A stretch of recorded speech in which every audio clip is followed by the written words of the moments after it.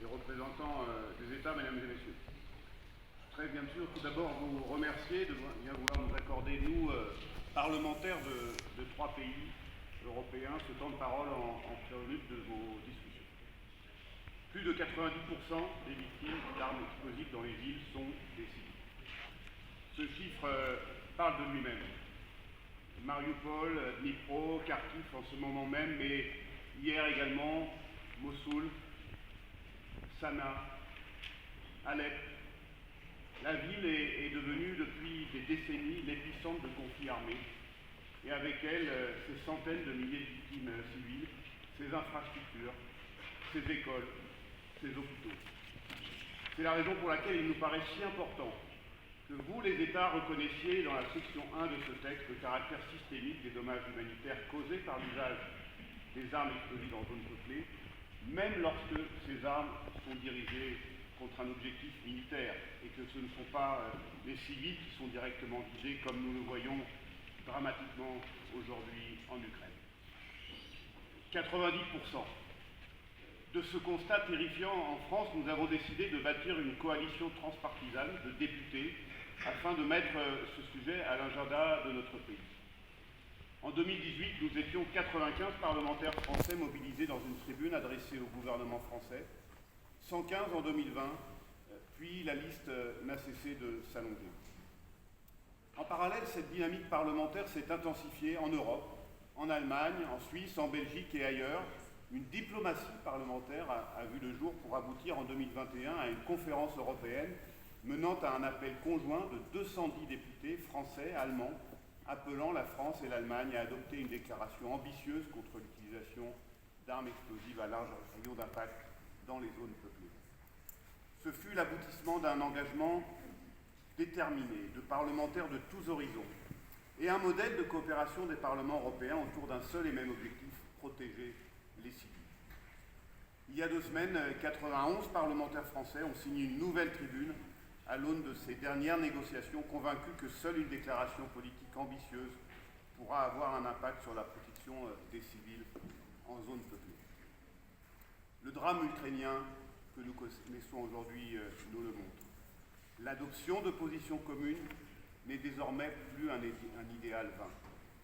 L'affirmation de valeurs universelles des droits humains, à commencer par la protection des vies civiles, passe par un engagement sans équivoque et résolu des États contre l'utilisation des armes explosives en zone peuplée.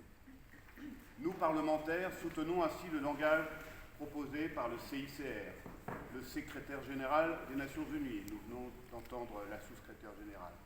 La coalition INU et plusieurs États dans le paragraphe 3.3 visant à éviter, avoid, l'usage d'armes explosives en zone peuplée.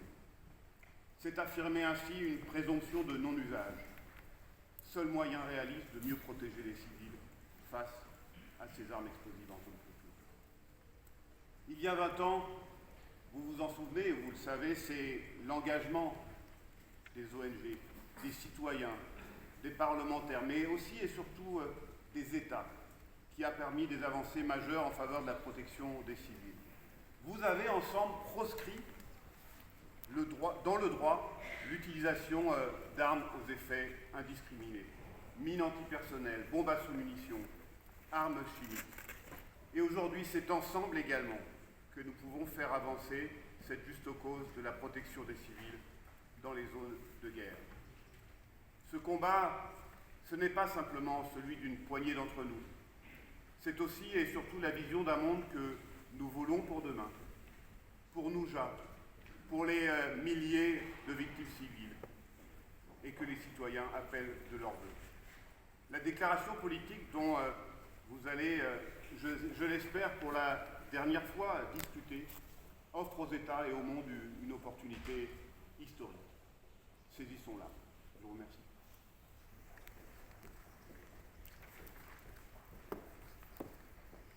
Mr. Chairman, Excellencies, ladies and gentlemen, it's a pleasure to be with you here this morning to discuss this important issue. Forgive me, Excellencies, friends, it's a pleasure to be with you here this morning to discuss this important issue alongside parliamentary colleagues from France and from Belgium. And I should say at the outset, I'm particularly pleased to see my Irish neighbours give this matter such prominence. Although the world is sadly not short of examples of why we need more robust international norms and standards on the use of explosive weapons in populated areas, our newspapers and TV screens today are filled with the rolling reminder as to why this must be given the utmost attention it deserves. And I wish to focus my remarks on sections 3 and 4, if I might, of the draft text. For a robust declaration, the text needs to be strengthened with an explicit commitment to tracking civilian harm. As currently drafted, the text contains no specific requirement beyond a preamble and means that there will be a gap in information so significant, colleagues, that it currently risks undermining efforts to improve future operations and strategy. The agreement would be strengthened with a commitment to establish capabilities to track, analyse, respond to and learn from incidents of civilian harm in real time. There is no possible reason that state militaries cannot build those capabilities and be required to do so, not least because so many civil society groups already do so. The agreement should also include references to risk education on explosive remnants of war. It should ensure the marking, clearance and removal or destruction of explosive ordnances as swiftly as possible at the end of hostilities and the provision of risk education. Because, as is so often the case, it is children who find these remnants of war when playing outdoors. There should be a robust commitment on data sharing. As currently drafted, the caveat of where appropriate does give me and my colleagues concern. States should be committed to collecting and sharing information on civilian casualties and objects, as Russia's current aggression against Ukraine shows us accountability matters, and the caveat of where appropriate could allow states to be absolved of accountability. And there should be an explicit commitment to collect and record the locations targeted by explosive weapons, the number of weapons used, and the general location of known and probable unexploded ordnances. Colleagues, to sum up my remarks, we have a chance here over the next 48 hours to reach an agreement that matches the moment that we all find ourselves in.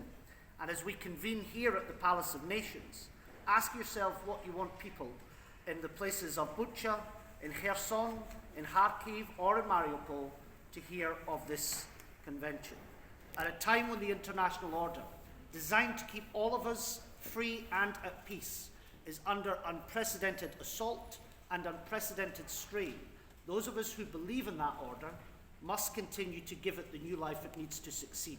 Accountability matters. So I beseech you, and in particular those in the United Kingdom delegation, to achieve an agreement that meets the moment of today. And I hand over to my colleague from Belgium.